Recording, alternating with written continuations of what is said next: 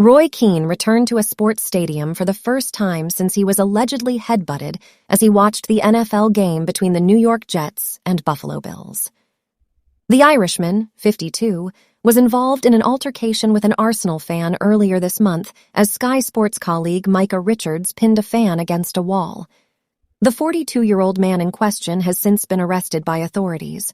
Meanwhile, during the international break, Keane used the time to jet off to the US, and he was pictured at the Jets versus Bills match in New Jersey on Monday evening, and Keane posed with former New York Jets center Nick Mangold, 39, as they held up jerseys in a show of support for the home team.